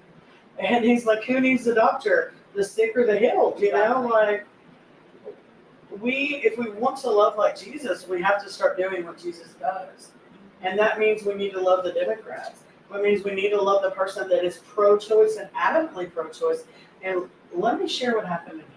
You may not change every pro-choice person, but if you can lovingly, with eloquent communication, share your story, even if you plant a seed that brings no fruit that day, when she's laying awake at night, or her sister's considering an abortion, or something like that, your voice is going to come back up. Because the word says that the word does not return void. His love doesn't just fall to the ground and die.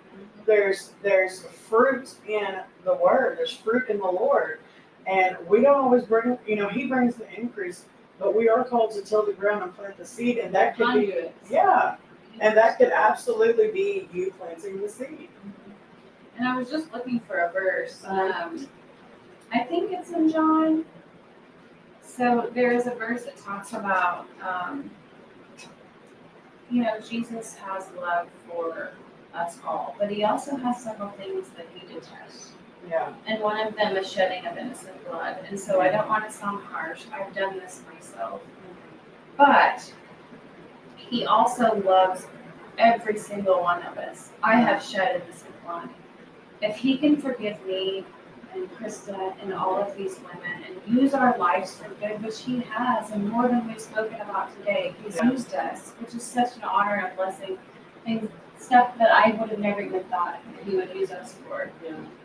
But I just want everybody to know he loves you, he values life, he values humanity, whether you're straight, gay, pro-life, pro-choice, male, female, man, woman, whatever you are, he loves you, and he will give you grace, and he will forgive us. And I just think that a lot of people don't realize that we're loved right where we are. Right. I do. Yeah.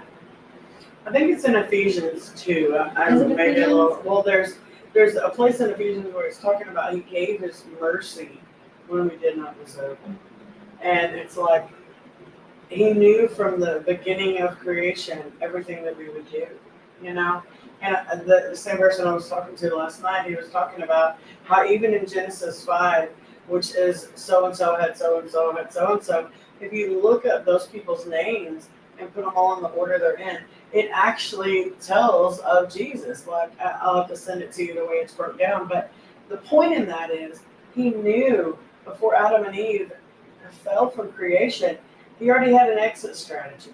He already had a redemption strategy of how he was going to fix that, Even as he hovered over the earth before it was ever even formed, he knew that a bazillion years later that this was going to happen, And I feel like that people miss that, and they're like, well, I was raped and I didn't see that coming. Okay, you didn't, but God did. And it's like, well, if God's such a good God, why would he allow that to happen? The enemy is very evil, and God may have allowed certain things to happen because of certain choices and agreements that may lead to that. And I'm not saying that's that woman's fault or anything, but the enemy can absolutely convince a man to do certain things and speak into certain situations in his mind. And he also has free will. You have free will, but so does the attacker. And so there's a lot of things that play into that. And some people want to say, well, he doesn't love me if he allows this to happen to us. How many horrible things happen to us growing up and in our lifetime that it's like, we could take that stand. But how many of those same situations have been used for his good? I mean, you've said that several times, that he's turned those things for his good, and he absolutely has. We have a very real enemy that comes to kill, steal, and destroy. I mean, Absolutely. look at the man, that came in, what was that, a couple months ago with the knife trying, that was literally said, that he heard, didn't he say he heard voices telling him to kill Pastor He Ron? was going to kill somebody that night. I mean, seriously, like that's absolutely such a perfect picture of how the enemy absolutely uses the people in our lives to affect us. I think that's a whole other video that needs to be said, I think people, there's demons, there really is. It says in the word, so the word. So there's a very real battle that I think I didn't know about. For sure, and that is a whole other conversation, because there is that deeper level of why Planned Parenthood exists in the first place. And I know we kind of touched on this before, but I mean, child sacrifice is something that has, existed, forever, down through the ages. And, I really feel like abortion basically just puts an acceptable bow on, child sacrifice for today. And, there is an absolute spiritual war that's going on behind the scenes, and it's really hard to explain, in the natural what's going on when it's really a spiritual issue. Wow. I was hoping you would choose to bring that up. I wasn't sure how to really bring that in. So I'm glad you mentioned that. So talk about that a little bit more, because I know like a lot of people are going to hear this.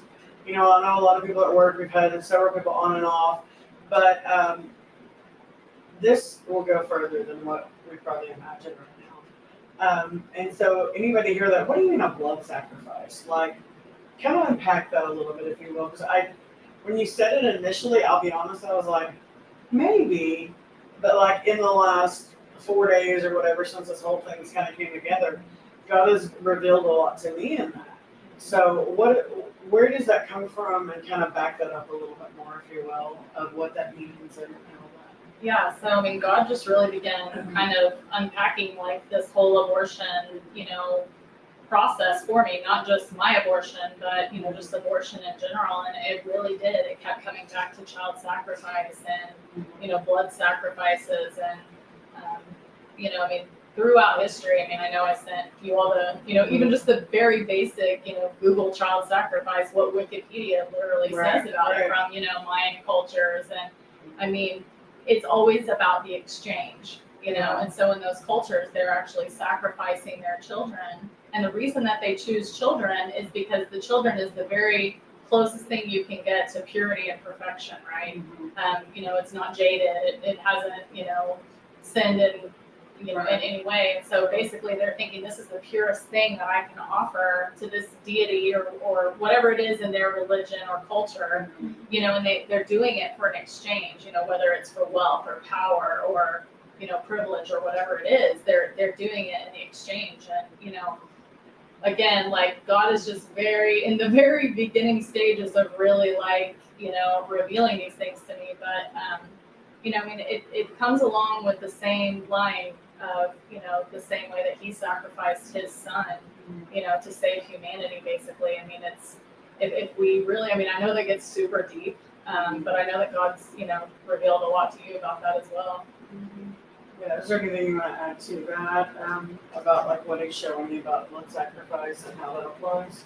Well, I'm still like unpacking it all. It was funny because a lot of times we'll text each other and be like, this is what I've been reading and I'm thinking about you guys putting on. I'm like, oh, me too. So I was just kind of reading, and it was like, I think Leviticus, and I'm like, what does this even mean? Like the blood sacrifice thing. And it kind of just came into my mind, like, it could be that my abortion was a win for the enemy, and unwillingly, unknowingly, I did kind of sacrifice my child because it is of evil.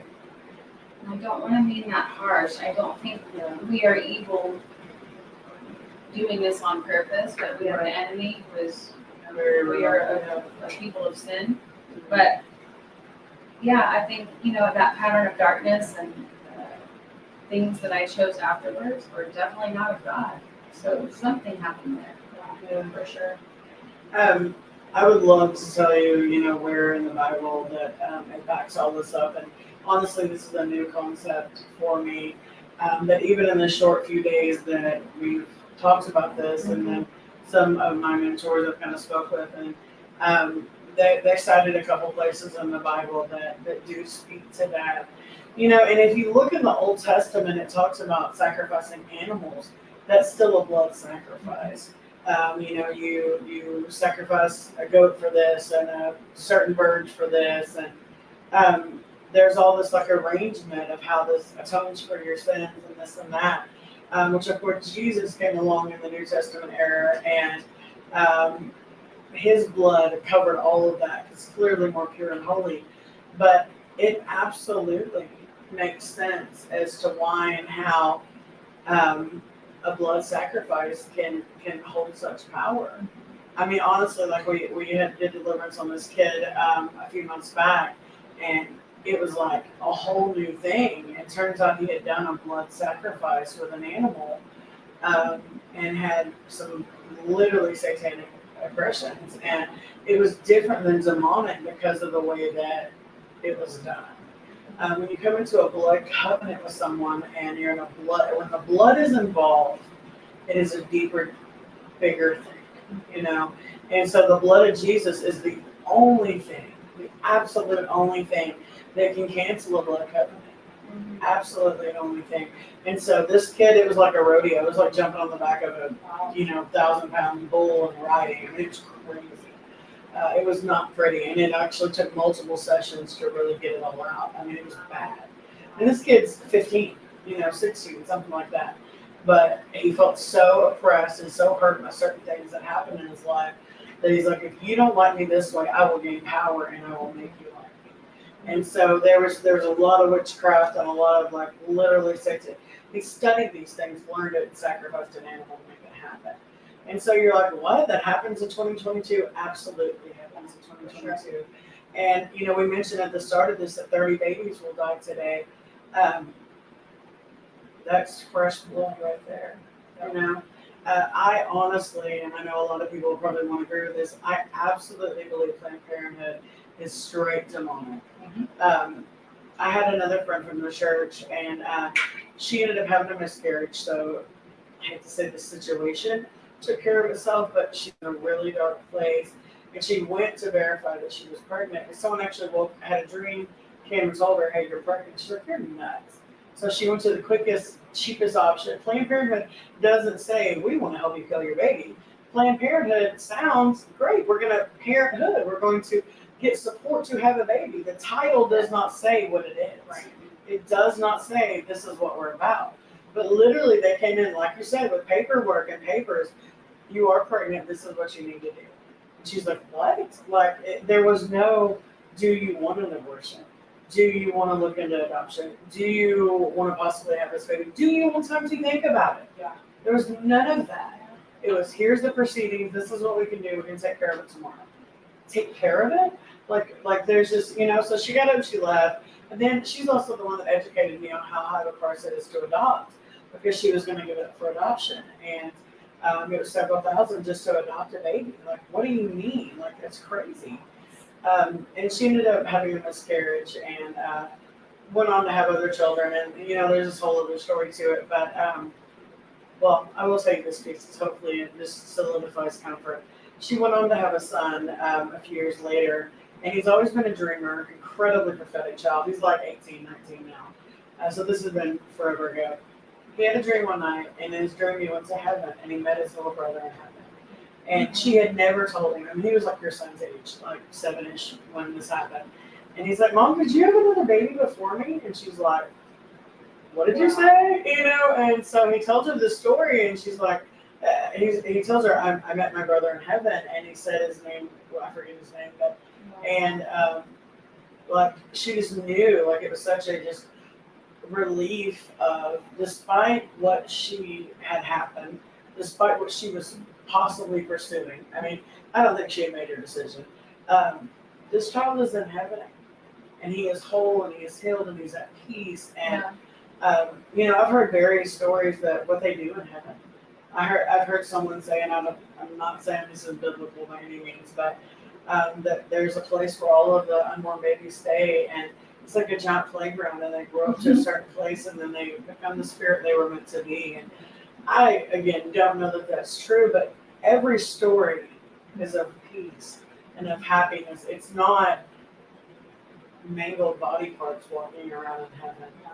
The world doesn't get the final say. Because honestly, abortions, they're pulling out piece by piece. I'm sure y'all know that. It's not pretty.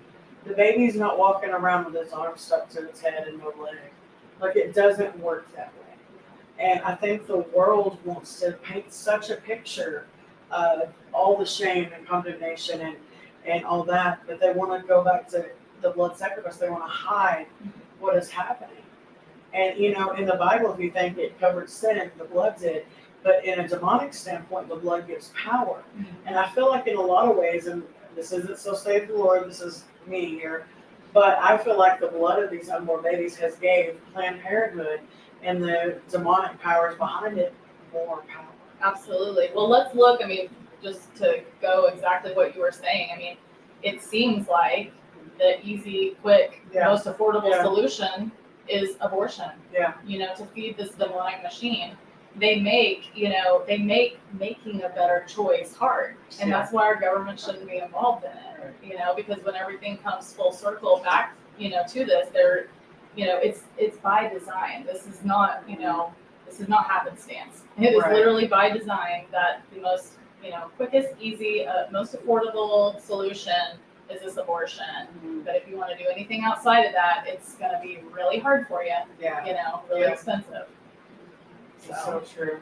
And what if, in all these other countries that we get to send missionaries to, for one thing, I love that when we need missionaries right here, for one thing.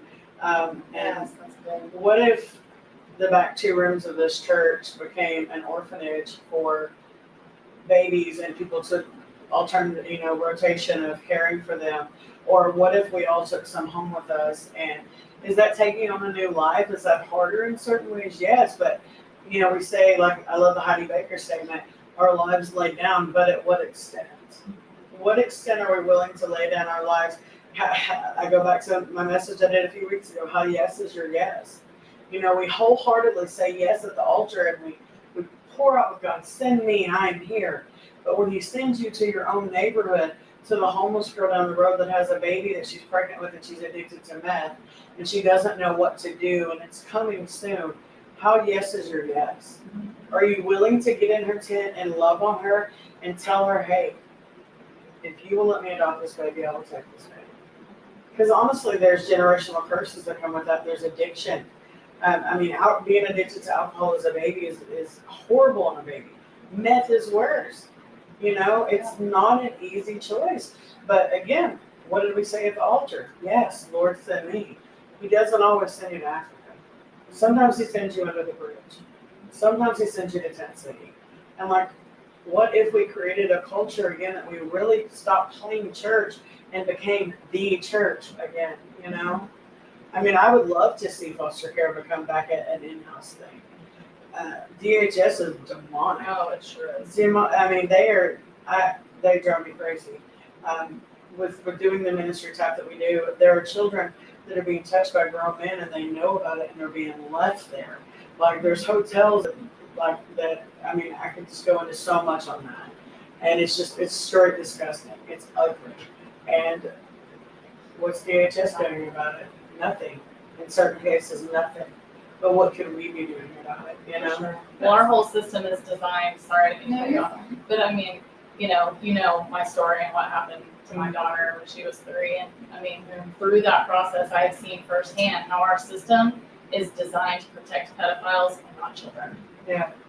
It's really sad. Yeah. But on the other hand, if there's a young girl or a dad out there, someone who's kind of considering this, there are places in our town who will take that baby and Yeah, there. Yeah. I'm not gonna say ministry, but there are places that will help you with that can watch your baby while you're figuring out even what to do.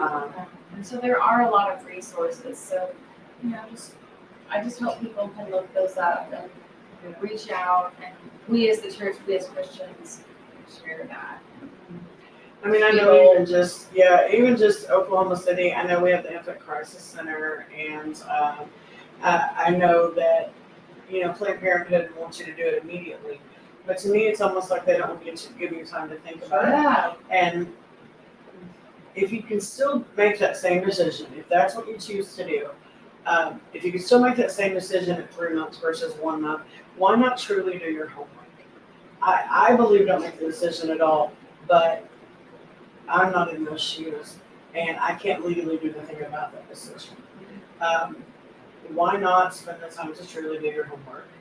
If you're going to live with this consequence for the rest of your life, do you not want to be like, well, I wish I'd spent an extra 2 weeks really researching that? Or, so I completely agree with what you're saying. Look into other resources. We Google the recipe to cookies. Why can't we Google options of what to do with a baby? The other side of this, going back to the what can we do thing, I think that it should be a requirement for the father to have some kind of say. There's a man within our church that I adore that had 2 women do an abortion before he even knew they were pregnant. He was still in high school. Would that have been hard? Yes. Would, that have caused a whole bunch of other things? Absolutely, yes. But you want to see a 6'5", 300-man ball bring up this subject. Like, I didn't let him know today that we were talking about this, because every time it really throws him off. This is something that he has produced so much, and we don't ever think about the father side of it. We always talk about the crappy fathers. Absolutely. Completely understand that. There are men that are devastated by this. Absolutely. And so I feel like that, yes, it's our bodies. Yes, we feel the birth and the stretch marks and, all those things for sure. So I understand that aspect, but there are men that are being robbed of even an option. And that is not fair. And I really feel like when all said and done and we stand before the Lord and we give an account, I feel like the men will have less of an account that didn't know. I feel like our God is a gracious Father, a merciful Father. And if the man had no choice and the woman did and she chose not to make that choice, I feel like she's held up at a higher standard. I don't feel like that God is going to punish a man for something he didn't know. Did he have sex on a marriage? Was he wrong for that? Absolutely. That'll be handled. But God doesn't hold you accountable for things that aren't your fault. And that we can do so much better. We can. So much better. So why jump to the front of the line and let's do an abortion? What about all these other avenues, Just become more involved, foster care, adoption, education. If we could all just do a little bit, how much we could change things, even in our city. Yeah. Much more after that. And a lot of people don't like foster care because DHS is a nightmare. And the home study and all these hoops you have to jump through. And are there still going to be pedophiles and ugly people in foster care? Yes, there absolutely are. And can you fix everything? No. But you can do something. And I would rather see a child be raised in foster care to the 4 or 5 and get adopted out than never have a chance of life. And, my kids, I ended up getting through foster care. And we have a unique situation, but that was a good scenario. All of my kids had a good scenario with foster care. I wasn't their only foster parent. There were several things in that. My cousin, on the other hand, was tortured in foster care. So it was a horrible situation. So I get what people are saying, but Not wanting to take that route. yeah, there's no option if if you don't provide an option. And if you don't like how foster care is done, why don't you become a foster parent? Like I absolutely hate DHS. Their methodology and the way things are handled, not them as a person. But you can't sit around and complain about what's wrong with the world if you don't get out there and try to do something about it. We don't need another person holding a picket sign that has done nothing, that isn't even registered to vote. And that was me at one point. Like, I'll own it. That was totally me at one point. I would complain, and my pastor one day is like, you got a lot of ideas and a lot of complaints, but where are your solutions? And I was like, oh wow, and that goes back to part of why I love my pastor, because he calls me on my crap. And that's what we all need. Yeah, honestly. So, well, guys, is there anything else that you really want to leave people with? Any final thoughts and encouragements? I know you said you really provide education and different resources and things like that, but is there anything else that if a girl was considering today and she comes across this, what would be what you would want to leave her with? I would just say that there's more hope than you think. There's way more hope. That's the thing. It's all about hope. If you could just reach out for some support, talk to somebody that you may not normally talk to, send an email, send a text. You can message me. You can message him, and we'll talk to you. If there is more. And a life with Christ is more than you could ever imagine, and it's amazing and beautiful. And everything that are in your circumstances now are going to be completely different when you're walking with Christ. And it's beautiful. It's always beautiful. In the end. Yeah, for sure. I mean, I would just say, to anyone considering abortion that, it's not it's not an easy fix. It doesn't fix anything. In fact, it brings you a whole new slew of problems, Right. that you're going to have to overcome, and baggage that, you really don't want to have to deal with. It's a hard road for sure, and for people who have already had an abortion, I'm serious. Like the book Redeeming Your Timeline by Troy Brewer, that's something that you can get and read, in the privacy of your own home. You can walk that out with the Lord Yeah. and inviting Him, into your abortion, back into your past. It can change your present, it can change your future, and it does, and I'm a living testimony to that. So, I definitely encourage anyone who's had an abortion to, stop stuffing, and justifying, and, just get to a place of honesty with the Lord and, give it to Him and watch what He can do with it. Yeah, that's good.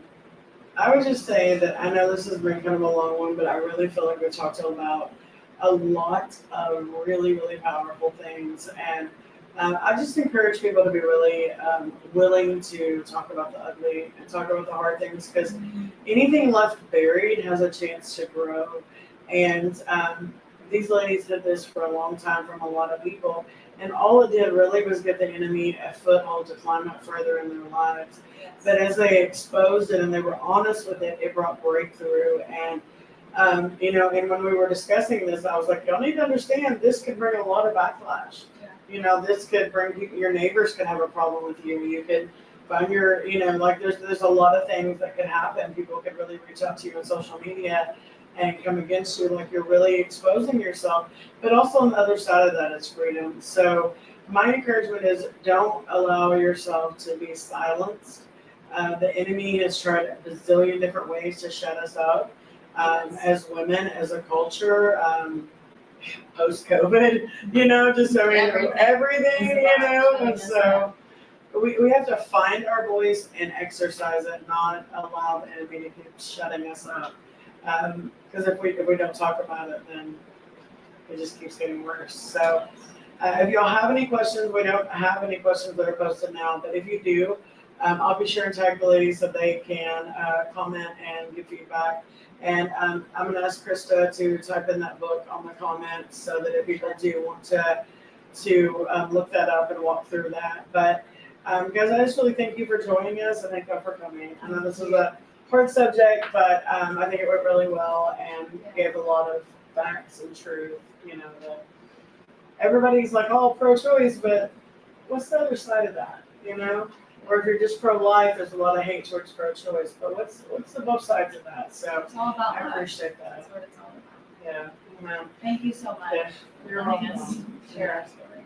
I love the mobile ultrasound thing, by the way. I think that's a good idea. So If maybe anybody she has has a new any ideas ministry. on that, comment. Yeah. That's awesome. So, all right. Well, I'm going to go ahead and shut us down here, and y'all have a good day. Thank you very much for joining us, guys. Share this out, all right?